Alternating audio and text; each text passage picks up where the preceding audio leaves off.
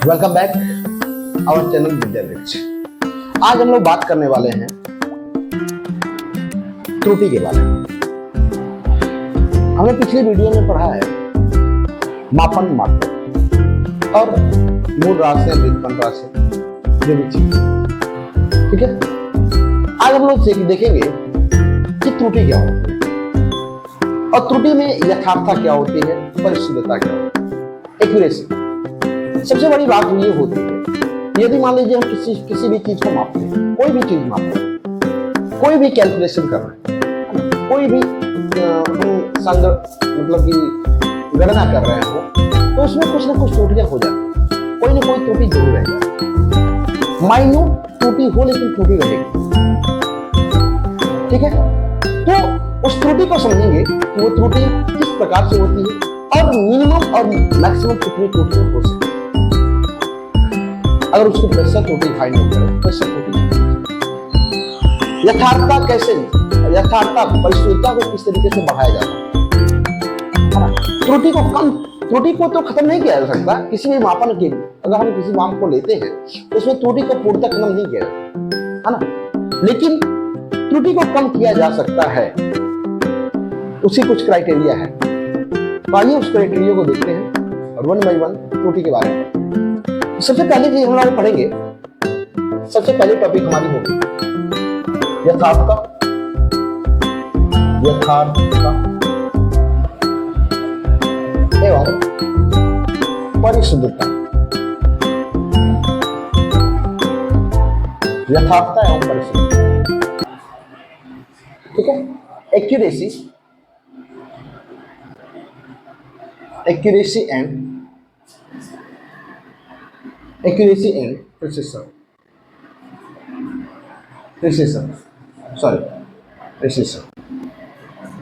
ठीक है। Accuracy and precision, इसे हम लोग देखेंगे।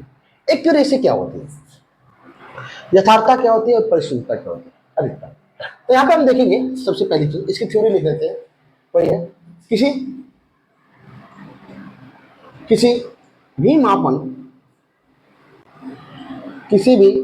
मापन यंत्र में या किसी भी माप यंत्र द्वारा किसी भी प्रक्रिया को मापने में कुछ न कुछ त्रुटियां रह जाती हैं, और जो त्रुटि रह जाती है, जो त्रुटि होती है, त्रुटि जाहिर सी बात होगी। तो यथार्थता क्या होती है, तो जो शुद्ध मान के एग्जैक्ट आसपास कोई मान प्राप्त होता है वो उसकी परिशुद्धता कहलाती है, ठीक है। तो कहेंगे किसी भी मापन यंत्र में कुछ न कुछ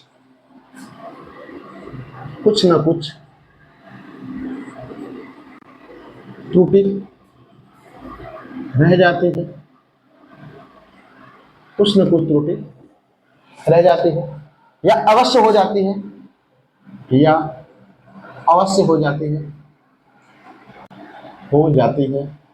दोनों में से कोई लिख सकते हैं।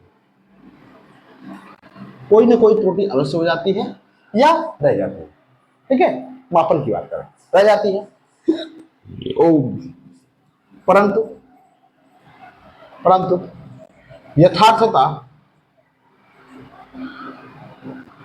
परंतु यथार्थता प्रदर्शित करती है या दर्शाती है, कुछ भी लिख सकते हैं।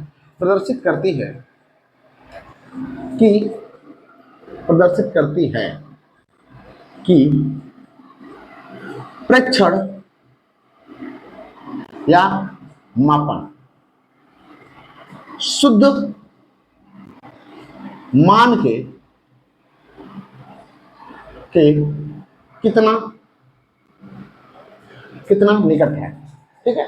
शुद्ध मान या शुद्ध माप के कितना निकट है।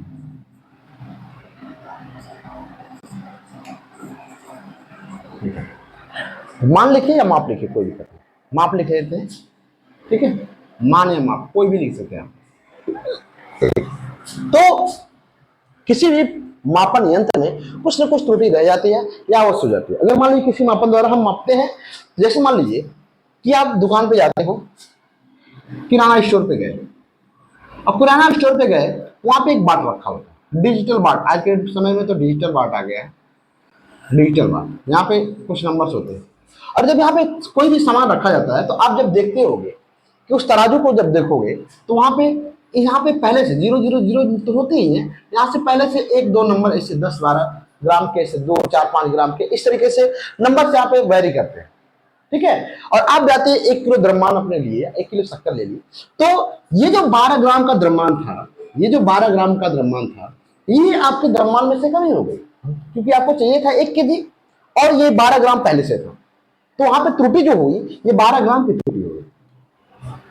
ठीक है, तो ये या तो यंत्र में गड़बड़ी है, यंत्र में त्रुटि, कुछ ना कुछ त्रुटि रह गई, या मापन में। तो यंत्र में ये पहले से त्रुटि थी, 12 ग्राम पहले से था, ये 0 नहीं था, तो ये यंत्र की त्रुटि है ना। यंत्र की त्रुटि लोग ऑटोमेटिक कर लेते हैं, जिससे उनको फायदा भी होता है। ठीक है, और कभी कभी हम लोग मापन में, जैसे मान लीजिए कि कोई दुकानदार अगर आपको माप रहा है 0 है और आपको 1000 ग्राम चाहिए, तो कोई दुकानदार का जब कभी कभी मापा जाता है तो 1000 ग्राम के स्थान पर कोई 1005 ग्राम दे देगा, और कोई दुकानदार इसी माप को 0.998 दे देगा, और आप बहुत ही आसानी के साथ उसे लेकर चले जाओगे। तो ये मापन में त्रुटि हो गई, ये दोनों मापन में त्रुटि हो गई, और इसके पीछे हमने जो बताया वो यंत्र की त्रुटि। ठीक है, तो यथार्थता की बात करें, अभी यथार्थता पे आते हैं। यथार्थता क्या होता है? तो शुद्ध परिमाप के निकटतम मान, शुद्ध परिमाप, अगर शुद्ध माप कोई है उसके निकटतम का जो मान होगा वही मान का कहलाएगा, यथार्थता कहलाएगा। मान लीजिए कि ये कोई दूरी है जिसकी डिस्टेंस है 3.54 3.5 सही से 5.342, ये हमारा माप होगा। और इस मापन को हमने किसी को मापने के लिए दिया। ठीक है, हमने दूसरे लोगों को दे दिया कि भाई इसको मापिए, ये कितना है। तो किसी व्यक्ति ने, ये ए बिंदु है, ये बी बिंदु, ठीक है, मान लेते हैं कोई व्यक्ति यक्ष है, यक्ष ने इसको मिलीमीटर के पैमाने में मापा, मिलीमीटर के पैमाने पर मापा। जब इन्होंने मिलीमीटर के पैमाने में मापा तो यहां पे ये सेंटीमीटर है, याद रहे। ठीक है, ये सेंटीमीटर है, तो इसको अगर मिलीमीटर के पैमाने में मापा जाए तो यहां पे जो त्रुटि होगी 0.01, 0.01।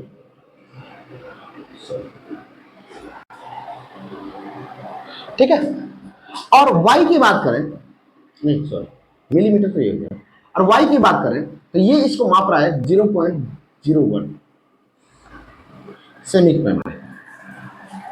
तो ए द्वारा जो मापन हुआ, अगर मान लीजिए कि ए द्वारा ये जो डिस्टेंस है ये मापी गई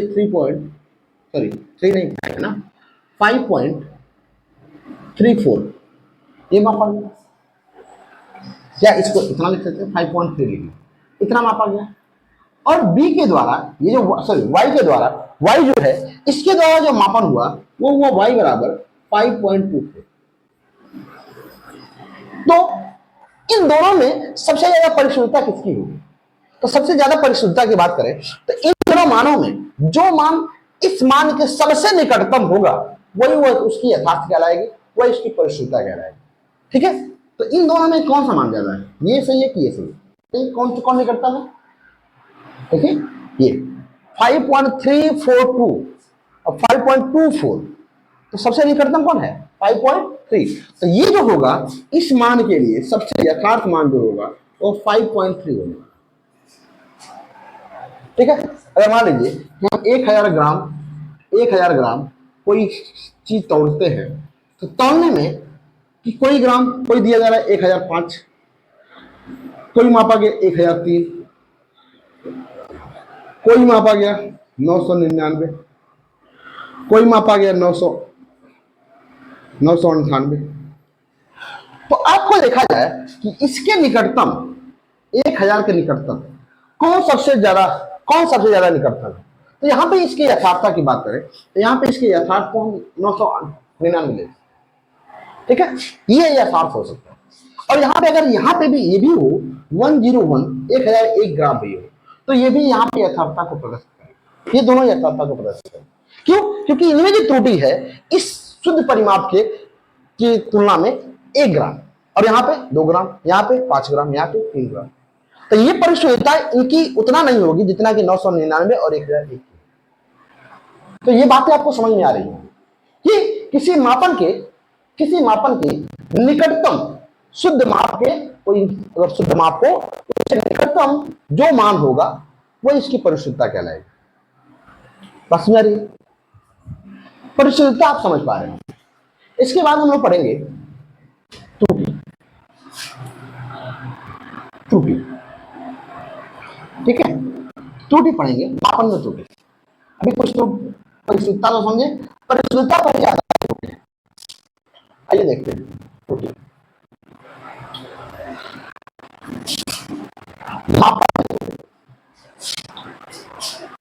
मापन में त्रुटि।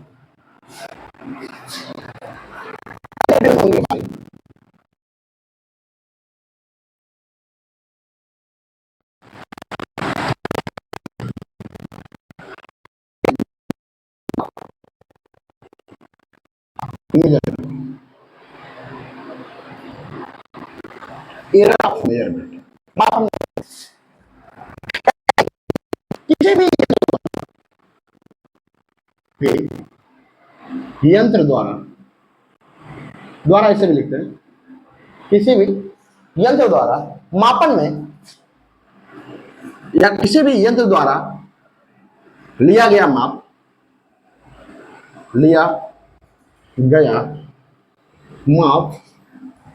यथार्थ नहीं होता, यथार्थ नहीं होता, यथार्थ नहीं होता, यथार्थ नहीं होता। चाहे कोई भी मापन हो, उसके द्वारा लिया गया माप कभी यथार्थ नहीं, 100 में 100% सही नहीं होता, 99.9% हो सकता है, 99 हो सकता है, लेकिन 100% नहीं हो सकता है ना। कोई ना कोई ऐसे लिखे, कुछ ना कुछ अशुद्धता रह जाती है, अशुद्धता रह जाती है, त्रुटि कहलाती है, त्रुटि कहलाती। अब बात करेंगे त्रुटि कहलाती है, कहेंगे त्रुटियां दो प्रकार की होती हैं। कितने प्रकार की होती है? दो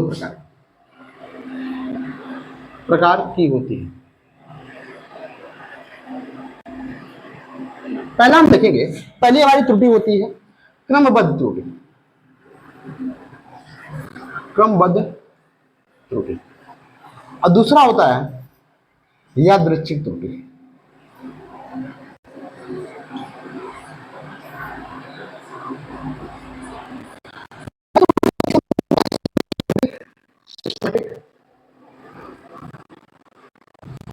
सिस्टमैटिक एरर,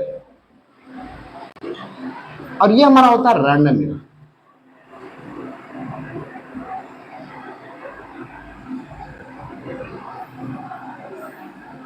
सिस्टमैटिक एरर और रैंडम एरर दो प्रकार की त्रुटियां होती हैं, क्रमबद्ध त्रुटि और यादृच्छिक त्रुटि। ठीक है, तो बात आती है क्रमबद्ध त्रुटि क्या कहलाती है और यादृच्छिक त्रुटि क्या है। ठीक है, तो कहेंगे ये त्रुटि होती है, ये अपरिवर्तित करें, कांस्टेंट करें। कोई त्रुटि जैसे मान लीजिए 2 4 आ रही है तो वो उतना ही रहता है, उससे परिवर्तित है। देखिए यादृच्छिक त्रुटि जो होती है ये नियमानुसार परिवर्तित होती है, समय समय परिवर्तित। ठीक है, ये इसे नियमित त्रुटि कह सकते हैं, इसे अनियमित त्रुटि भी कह सकते हैं। ठीक है, तो आइए देखते हैं यादृच्छिक त्रुटि के बारे में, क्रमबद्ध त्रुटि के बारे में, उसके बाद आगे चलते हैं। ठीक है, दूसरा भी पढ़ेंगे, रैंडम एरर भी पढ़ेंगे। ठीक है, तो कहेंगे बाह्य कारकों द्वारा नियमित त्रुटियां, ऐसे कह सकते हैं, उत्पन्न नियमित त्रुटियां क्रमबद्ध त्रुटि कहलाती है, क्रमबद्ध त्रुटि कहलाती है। क्रमबद्ध त्रुटियां 4 प्रकार की होती है। पहला इसमें लिखते हैं, पहली त्रुटि हमारी होगी यंत्रगत त्रुटि। यंत्रगत त्रुटि।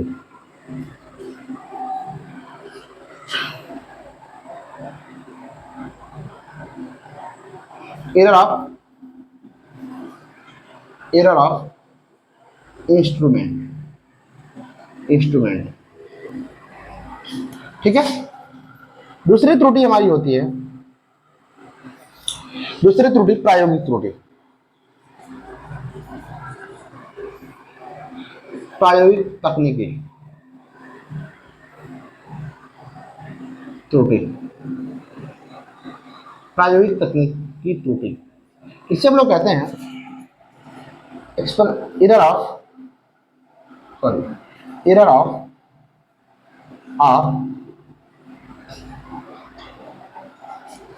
Practical technique.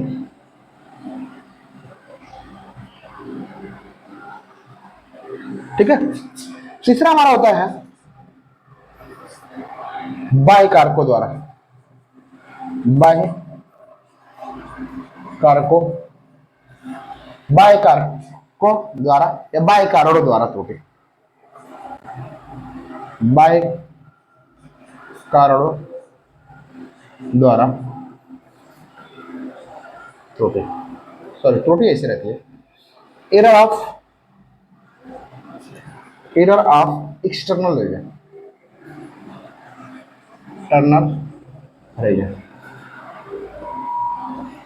Error of external reason या एक्सटर्नल काज कह लेते हैं। कारण का होता है काज, कोई कह लेते हैं, है ना।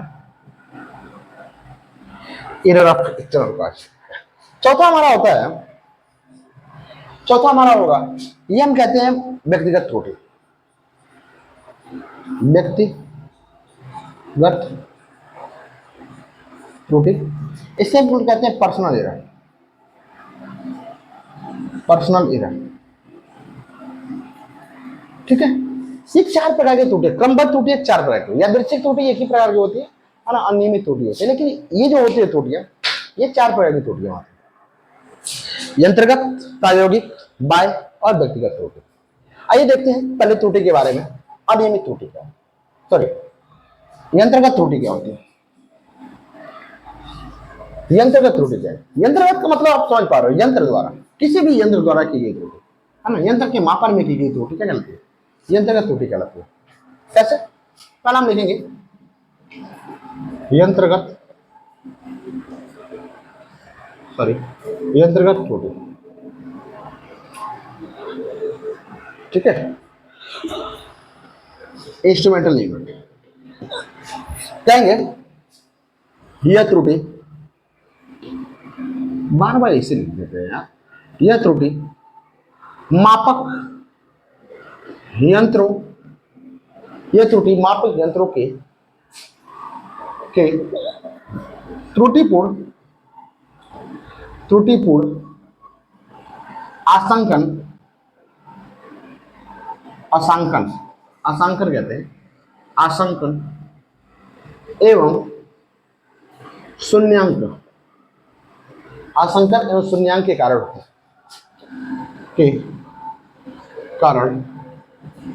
हो सकता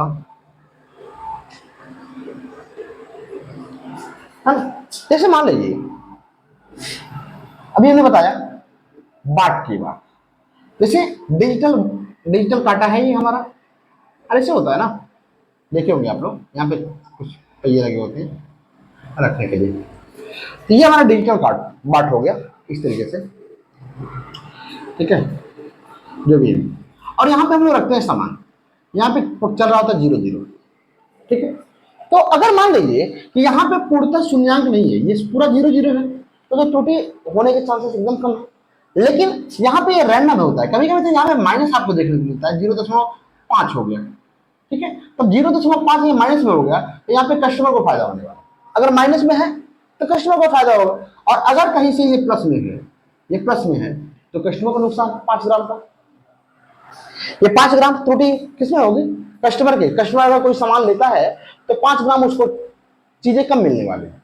ठीक है। तो आप देखते होंगे कि जब दुकानदार 1 किलो 2 किलो 4 किलो चीजें मापता है, ये जो 5 ग्राम 10 ग्राम यहाँ पे वेरी कर रहा होता है, उसको वो शून्य करने की कोशिश नहीं करता है।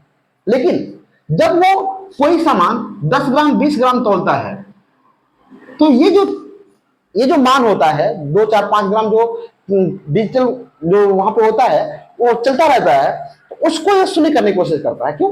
क्योंकि 1 किलो 2 किलो 4 किलो में 10 ग्राम 20 ग्राम का उतना कोई महत्व नहीं होता है। लेकिन अगर कोई सामान 10 20 ग्राम ही ले, तो उसमें उसकी त्रुटि समझ में आ जाएगी। क्यों? अगर 20 ग्राम लेता है, मान लीजिए यहाँ पे 10 टन है, तो वो 10 ग्राम ही उसको चीज मिली, तो उसे आसानी के साथ वो ऑब्जर्व कर सकता है कि ये चीज तो हमारी कम है। ठीक है, तो वहां पे उसको त्रुटि दिखाई दे सकती है। लेकिन बड़े पैमाने पर वो त्रुटियां नगण्य मान ली जाती है। तो जब छोटा मान दिया देना होता है दुकानदार को, तो यहाँ पे उसको क्या करता है, सबसे पहले ये डिजिट शून्य करता है, उसके बाद ये तोड़ता है। ठीक है, तो अगर आप भी इसका शिकार बनते हो तो आप दुकान पे जाकर के ये चीजें कर सकते हो। कभी कभी पेट्रोल पंप पे भी देखने को मिलता है कि एक पेट्रोल वाला आया, एक कोई गाड़ी वाला आया, पेट्रोल डलवाया अपने बाइक में, है ना, पेट्रोल डलवाया, कितने का डलवाया भाई? 50 रुपए का मान लीजिए। दूसरा आया, कितने कहते भैया मैं भी 50 रुपए का पेट्रोल दे दो।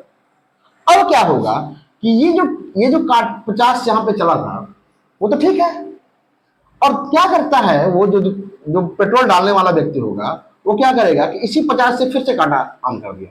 तो अब जो ये मीटर शुरू हुआ वो 50 से शुरू होकर कहां चला गया? 100 पे। तो ये जो बाइक वाला था उसके टंकी में कितना पेट्रोल गया? 100 रुपए का नहीं, 50 रुपए का। और उसके साथ त्रुटि कितनी की हो गई? 50 रुपए की त्रुटि हो गई। क्यों? क्योंकि 50 रुपए से उसने मीटर चालू किया था। ठीक है, तो इस तरीके से डिजिटल वे में आज के दिन बहुत सारी धांधलियां हो रही है। ठीक है, तो आप इस चीज को ध्यान में रखते हुए आप अपने साथ इस त्रुटियों को न होने दे सकते। एक और देख लेते हैं, एक और देखते हैं आशंका। देखिए, एक और देखिए आशंका क्या होता है। जैसे मान लीजिए आशंकन क्या होता है, अशांकन क्या होता है। आप वर्ड थोड़ा सुनने में अजीब, शून्यांकन समझ रहे होगे, अगर कोई माप शून्य न मापा जाए, है ना। जैसे मान लीजिए कोई अभी ने बताया कि कभी भी पेट्रोल पंप पे जब जाओगे तो वहां पे देखोगे, वहां पे लिखा था पेट्रोल लेने से पहले शून्य देख ले, और आप देखोगे नहीं तो वहां पे आपके साथ दिक्कत हो जाती है। ठीक है, तो शून्यांक अगर शून्य नहीं रहेगा तो आपको नुकसान होने वाला वहां पे। तो शून्यांक तो वो समझ गए। देखिए अशांकन क्या होता है। जैसे मान लीजिए कि आप दुकानदार के पास गए, आप दुकानदार के पास जाते ही डॉक्टर के पास, डॉक्टर क्या करता है, आप कहते हो डॉक्टर साहब हमें बुखार हो गया, बुखार हो गया, डॉक्टर थर्मामीटर लेके आएगा, तो आपके मुंह में, उसको कारण क्या है कि वो जो है आपके मुंह में लगाना चाहिए उसे, तब वो इंटरनल बॉडी का टेम्परेचर, इंटरनल बॉडी का जो टेम्परेचर हमारा होता है वो 37 डिग्री होता है ना, 96.6 फारेनहाइट होता है। लेकिन वो क्या करता है, वो एक्सटर्नल बॉडी यहां पे लगा देता है, कहीं दूसरे बॉडी के किसी अदर पार्ट में लगा देगा थर्मामीटर को। तो अगर मान लीजिए कि बॉडी के किसी अदर पार्ट में लगाया और वहां पे ये जो आकलन हो गया, कितना हो गया? 98.6 हो गया। तो ये जो 98.6 हुआ, तो इसको 98.6 ना मानकर वो मिनिमम, वो नियर अबाउट इसको 99 उस पाठ्यांक को ले लेगा, 99 फारेनहाइट, सेंटीग्रेड नहीं, 99 फारेनहाइट ले लेगा। तो ये त्रुटि जो होती है हम लोग आकलन कर देते हैं, है ना, मान लेते हैं कि ये इतना हो सकता है ना। हम जानते हैं कि अगर मान लीजिए कि मुंह में ना रख, थर्मामीटर को मुंह में ना रख करके हम साइड में रखते हैं, थोड़ी मोड़ी त्रुटि आएगी, तो उसे 98.6 ना मानकर हम 99 ले लेते हैं। तो ये हम आशंका जता देते हैं कि इतना नहीं, इतना हो सकता है, ये बाह्य कारकों द्वारा हो रहा है ना, इंस्ट्रूमेंट के कारण। अगर उसी इंस्ट्रूमेंट को हम मुंह में लगाएंगे तो टेम्परेचर लगभग इतना आ सकता है। तो इसके आधार पर कैलकुलेशन किया जाता है। तो इस प्रकार की जो त्रुटि होती है वो त्रुटि हमारी कहलाती है क्या? यंत्रगत त्रुटि। बात समझ आ रही है? आइए अगला देखते हैं। अगला हमारा होगा प्रायोगिक तकनीकी त्रुटि। प्रायोगिक तकनीकी त्रुटि, प्रायोगिक तकनीक, अभी इसी को देख लेते हैं। दूसरा प्रायोगिक तकनीकी, प्रायोगिक तकनीकी त्रुटि। ठीक है, प्रायोगिक तकनीकी त्रुटि में वही भैया हमने जो बताया, हम तो एक्सपेरिमेंट, डॉक्टर के पास आप गए, वो इंस्ट्रूमेंट लगाया, थर्मामीटर, ठीक है, थर्मामीटर आपको लगा दिया मुंह में, थर्मामीटर मुंह में लगा दिया तो कुछ अलग टेम्परेचर आएगा, और बॉडी के एक्सटर्नल पार्ट में लगा दिया तो कुछ अलग टेम्परेचर आ जाएगा। तो वहां पे अभी हमने बताया ना 98.6 का पाठ्यांक कितना लेते हैं, 99 ले लेते हैं, ये हमारा पाठ्यांक हो जाता है। तो इसको अगर बगल में लगाए तो हम कुछ अलग पाठ्यांक आएगा, बॉडी के इंटरनल पार्ट में हम लगाए तो कुछ अलग पार्ट, अलग टेम्परेचर आएगा। तो इस प्रकार के एक्सपेरिमेंट, जब एक्सपेरिमेंट हम करते हैं तो उसके मान अलग अलग स्थानों पर थोड़े थोड़े मोड़े इधर उधर वेरिएबल प्राप्त होते हैं। तो जैसे मान लीजिए कि अगर मान लीजिए कि हम इस रॉड को ही मापे, तो अगर ये 10 मीटर का हो तो 10 मीटर का रॉड हो, तो ये कोई अगर मापता है तो 99.9 माप ले मीटर, कोई 99.98 माप ले, कोई इसको 10.2 मीटर माप ले। तो ये प्रायोगिक है, प्रयोग, इसको एक्सपेरिमेंट किया जा रहा है, और एक्सपेरिमेंट के दौरान ये जो मापन है ये डिफरेंट प्राप्त हो रहा है। तो इस दौरान, एक्सपेरिमेंट के दौरान कोई भी मान में थोड़ी मोड़ी भी चेंजिंग आती है, थोड़ा मोड़ा भी परिवर्तन आता है, तो उसे हम कह सकते हैं क्या, प्रायोगिक तकनीकी त्रुटि।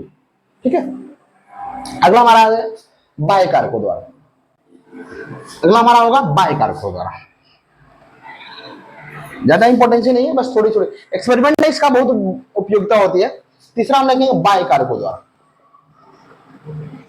बाह्य कारणों द्वारा। ठीक है, बाह्य कारणों द्वारा। अब बाह्य कारण क्या होते हैं भैया? बाह्य कारण जैसे मान लीजिए वायुमंडल, वायुमंडली दाब हो गया, ताप हो गया, है ना, वायु का वेग हो गया, वायु का वेग हो गया, है ना, ऊंचाई हो गई, गहराई हो गई, है ना। अगर मान लीजिए वायुमंडल का दाब परिवर्तित हो, ताप परिवर्तित हो, वायु का वेग परिवर्तित हो, ऊंचाई परिवर्तित हो, गहराई परिवर्तित हो, है ना, तो इन कारणों के कारण भी त्रुटियां उत्पन्न होते हैं। जैसे मान लीजिए कि हम लोग पृथ्वी के तल पे जब होते हैं, नॉर्मल सरफेस पे जब होते हैं, हाँ, तो हमें सांस लेने में कोई दिक्कत नहीं होती। लेकिन जैसे जैसे हम पहाड़ों पे चढ़ते हैं, जो माउंट क्लाइंबर होते हैं, है ना, पहाड़ों पर चढ़ने वाले व्यक्ति होते हैं, वो जब ऊंचाइयों पे जाते हैं तो अपने साथ एक सिलेंडर लेके जाते हैं, और सिलेंडर के साथ एक और गैस लेके जाते हैं जो हमारी बॉडी में ऑक्सीजन उड़ाने का काम करती है। ठीक है, तो वहां पे त्रुटि तो हो ही रही है, क्योंकि हम पृथ्वी पे थे तो ऑक्सीजन तो भरपूर मात्रा में थी, और जैसे हम पृथ्वी तल से धीरे धीरे ऊंचाई पे जाते हैं तो ऑक्सीजन की मात्रा धीरे धीरे कम होने लगती है। ये भी तो त्रुटि हो गई, कुछ ना कुछ गलती हो गई। तो ये त्रुटियां हो गई। वायु का दाब, है ना, वायुमंडलीय दाब, हम पानी के नीचे गिर जाए, इसमें वायुमंडलीय दाब नॉर्मल है, लेकिन हम पानी के नीचे जाते हैं, जैसे जैसे हम समुद्र की गहराइयों में जाएंगे वैसे वैसे वायुमंडलीय दाब के साथ साथ पानी का भी प्रेशर बढ़ता चला जाएगा। तो हमारा जो इन्वायरमेंटल होगा, वहां पे जो हमारा वातावरण होगा, वातावरण का जो दाब होगा वो अधिकतम पाया जाएगा इस समय की अपेक्षा। तो इन कारणों द्वारा, बाह्य कारणों द्वारा, जैसे दाब हो गया, ताप हो गया, वायु का वेग हो गया, ऊंचाई हो गया, गहराई हो गया, इन कारणों द्वारा जो त्रुटि उत्पन्न होती है उसे हम बाह्य कारणों द्वारा उत्पन्न त्रुटि कहते हैं। ठीक है, आइए अगला देखते हैं व्यक्तिगत त्रुटि। अगला हमारा होता है व्यक्तिगत त्रुटि। अगला व्यक्तिगत त्रुटि, व्यक्तिगत त्रुटि, पर्सनल एरर। व्यक्तिगत त्रुटि की बात करें तो व्यक्तिगत त्रुटि जो होती है ये ह्यूमन एरर के कारण होती है, इसे हम ह्यूमन एरर भी कहते हैं। हाँ, ह्यूमन एरर क्यों कहते हैं भाई? क्या कारण है कि ह्यूमन एरर कहते हैं? कारण ये होता है कि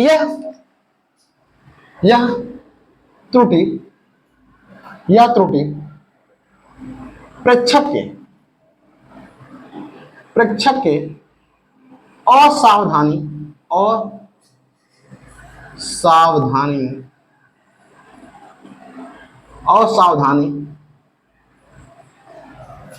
के कारण उत्पन्न होती है।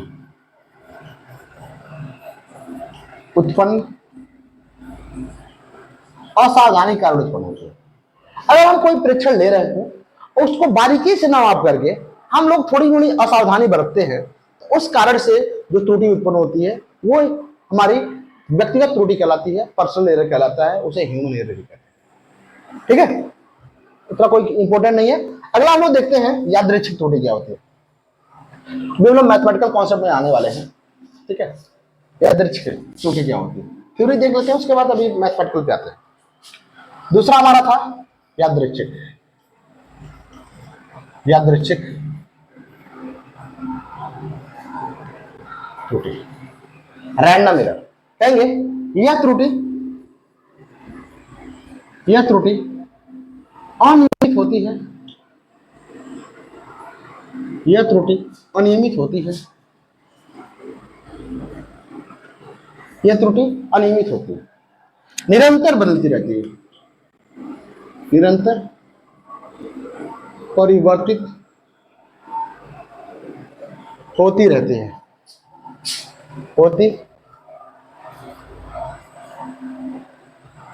परिवर्तित होती रहती है।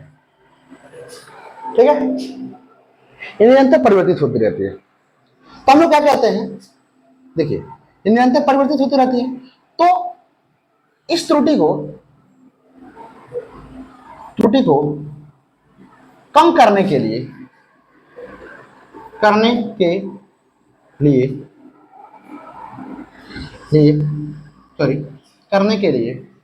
हम अनेक पाठ्यांक लेते हैं, अनेक पाठ्यांक या प्रेक्षण, पाठ्यांक या प्रेक्षण लेकर उसका समांतर माध्य निकालते हैं, माध्य निकालते हैं,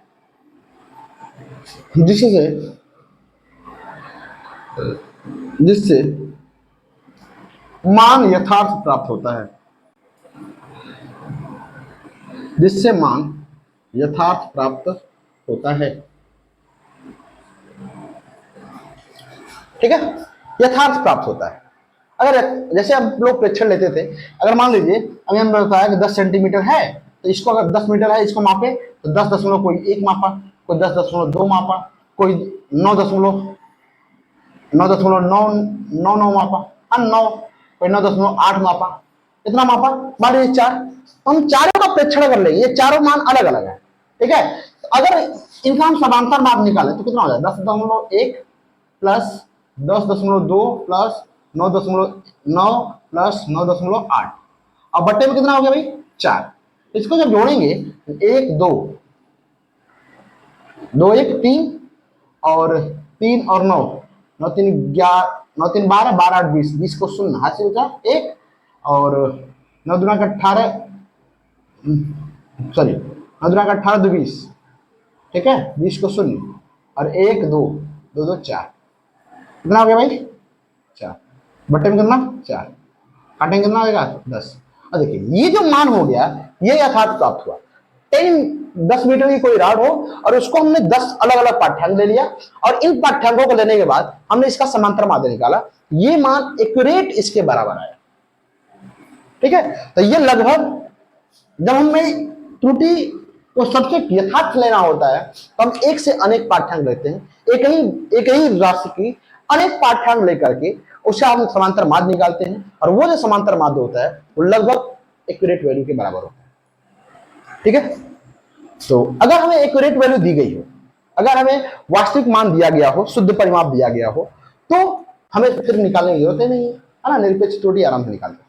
लेकिन अगर नहीं दिया गया हो तो हम उसका मीन निकाल लेते हैं। ठीक है, आइए मैथमेटिकल कॉन्सेप्ट में देखते हैं, मैथमेटिकल कॉन्सेप्ट में देखते हैं। सबसे पहली त्रुटि हमारी होती है मैथमेटिकल कॉन्सेप्ट में निरपेक्ष त्रुटि। पहली त्रुटि हमारी होती है निरपेक्ष त्रुटि। निरपेक्ष त्रुटि क्या होता है, निरपेक्ष त्रुटि इसे हम कहते हैं absolute error, absolute error, absolute error. Absolute error क्या होता है हम देखेंगे, आप जानते होंगे। देखिए कोई परीक्षण लेते हैं तो उसके लिए 2 मान होते हैं। जैसे मान लीजिए कि हमें ये रॉड मापना हो तो 2 मान, एक तो पहले से इसका मान पता होगा हमें कि अगर ये 10 मीटर का है, अगर ये 10 मीटर का है तो ये इसका क्या कहलाएगा, वास्तविक मान, वास्तविक मान। ठीक है, और इसका माप अगर हम कोई निकालते हैं, जैसे मान लीजिए 9.9 हमने निकाला, तो इसका मान क्या हो गया, इसका प्रायोगिक मान हो गया, प्रायोगिक तो इसकी परिभाषा हम लोग लिखते हैं कि वास्तविक मान एवं प्रायोगिक मान का अंतर निरपेक्ष त्रुटि कहलाती है। निरपेक्ष त्रुटि कहलाती है हम क्या लेंगे? Difference between real value and experimental value is known as absolute error. ठीक है, तो क्या देंगे यहां पर? निरपेक्ष त्रुटि बराबर होता है, निरपेक्ष त्रुटि बराबर हो जाएगा क्या? वास्तविक मान माइनस प्रायोगिक मान। ठीक है, मान लेते हैं कि वास्तविक मान जो हो इसे हम अगर ए से माने, ठीक है, और प्रायोगिक मान को ए बार से माने, तो क्या देंगे? डेल्टा ए बराबर ए माइनस ए बार। अच्छा, किसी किसी केसेस में कभी कभी देखिए यहाँ पे जो है प्रायोगिक मान ये वास्तविक मान से छोटा है। ठीक है, तो त्रुटि आएगी कितनी? 9.9, तो कितना आएगा? 0.1 आएगा। ये त्रुटि धनात्मक त्रुटि हमेशा धनात्मक होती है, ऋणात्मक नहीं होती है, याद रहे, है ना? ये इतना हो गया। लेकिन अगर इसी त्रुटि को, अगर इसी को मापने के लिए 10.1 हो गया तो तब यहाँ पे क्या होगा? 10.1, 10 माइनस 10.1 क्यों ना हो गया? 0.1, ये माइनस में त्रुटि आ गई। त्रुटि माइनस में नहीं होती, इसका हम मैग्नीट्यूड लेते हैं, परिमाण ले लेते हैं। जब परिमाण लेते हैं तो इसकी त्रुटि इतनी है। ठीक है, तो ये तो हो गया, ये तो निरपेक्ष त्रुटि उसके लिए हो गई जब वास्तविक मान दिया गया हो। लेकिन जब वास्तविक मान न दिया गया हो तब हम निरपेक्ष त्रुटि कैसे निकालते हैं? जैसे मान लीजिए कि यही लंबाई हो, यही डिस्टेंस हो, इसी डिस्टेंस को लेना हो हमें, और इसकी लंबाई नहीं दी गई हो और इसकी एक्यूरेट, इसकी निरपेक्ष त्रुटि निकालना हो, तो हम क्या करें? तो इसका निरपेक्ष त्रुटि निकालने के लिए, इसकी निरपेक्ष त्रुटि निकालने के लिए हम लोग करने वाले ये हैं कि इसके अनेक प्रेक्षण हम निकालेंगे। एक प्रेक्षण नहीं निकालेंगे, अनेक प्रेक्षण, A B C D E F, है ना, या A1 A2 A3। जैसे मान लीजिए पहला प्रेक्षण हमारा हो गया कितना? A1 हो गया, दूसरा प्रेक्षण A2, तीसरा A3, चौथा A4, पांचवा A5, छठवां A6। इस तरीके से बहुत सारे प्रेक्षण A10 तक निकालेंगे, है ना। और फिर इसका निकालेंगे क्या? मीन निकालेंगे, समान माध्य निकालेंगे। और माध्य निकालने के बाद इसकी अब जो त्रुटि होगी इससे हम लोग क्या करेंगे? सब्सट्रैक्ट करेंगे, तब हमें आएगी क्या? निरपेक्ष त्रुटि। तो आइए देखते हैं, कहेंगे यदि वास्तविक मान न दिया हो तो अनेक प्रेक्षण A1 comma A2 comma A3 dot dot dot AN प्राप्त करते हैं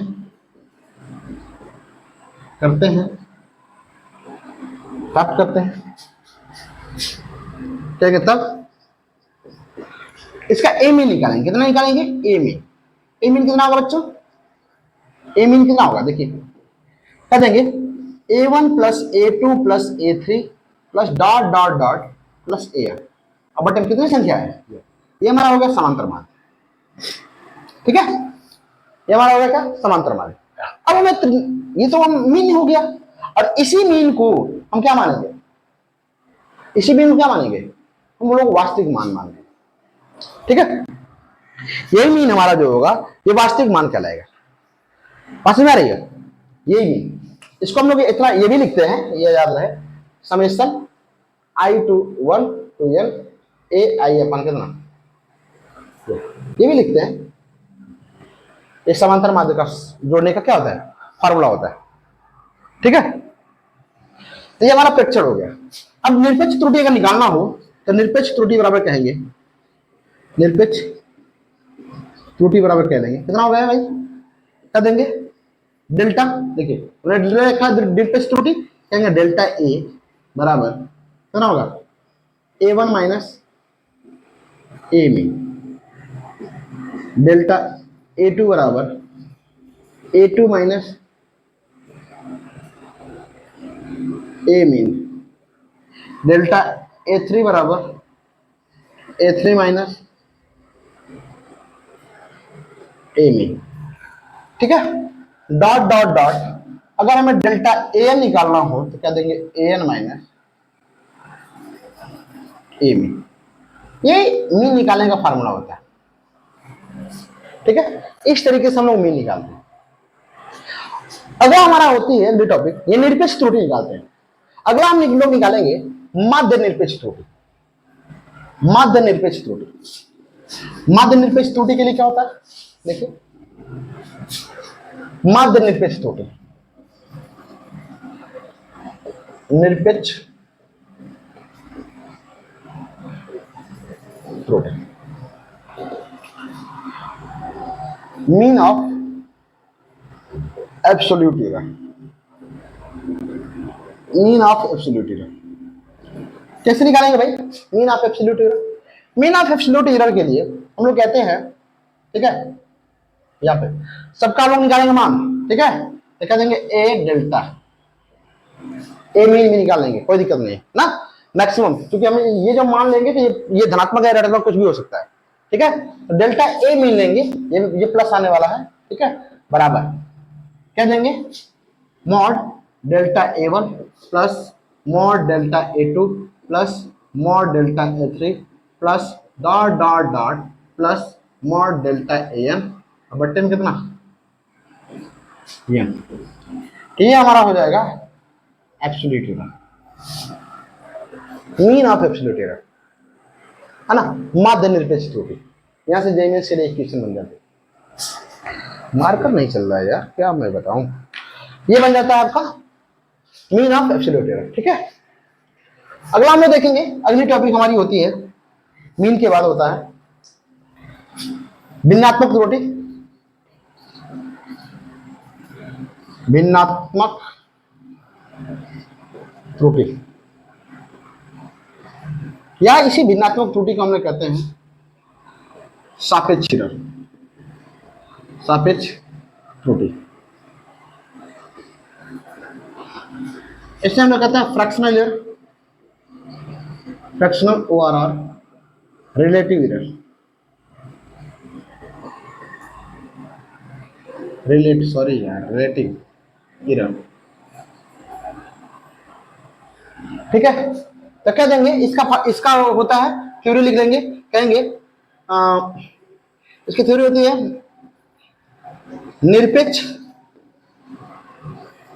निरपेक्ष त्रुटि एवं वास्तविक मान का अनुपात, मान का अनुपात भिन्नात्मक त्रुटि कहलाती है।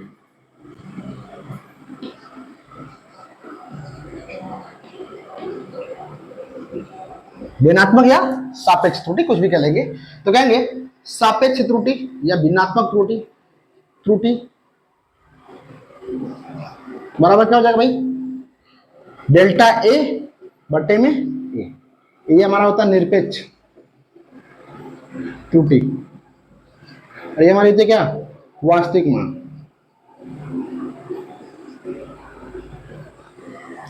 ठीक है। तो इसका फार्मूला होता है डेल्टा ए बटे में, ठीक है। और इसी को कहते हैं अधिकतम भिन्नात्मक, जब निकालते हैं अधिकतम भिन्नात्मक, तो कुछ करना नहीं होता, सिर्फ इसी का मॉड, देखिए जैसे ये इतना होता है, और इसका जब मॉड ले लेते हैं तो ये हो जाता है मैक्सिमम, ठीक है। ये कुछ फार्मूले रहे हैं जिसको आप लोग मोस्ट इंपोर्टेंटली लर्न रखेंगे, ठीक है। अगला हम लोग देखते हैं, ये भिन्नात्मक त्रुटि हो गई, ये अधिकतम भिन्नात्मक त्रुटि हो गई, सॉरी भिन्नात्मक ना। अगला होता है, लास्ट है ये, इसके बाद हम लोग अलग देखेंगे, दूसरी टॉपिक देखेंगे, प्रतिशत त्रुटि, प्रतिशत त्रुटि, परसेंटेज एरर,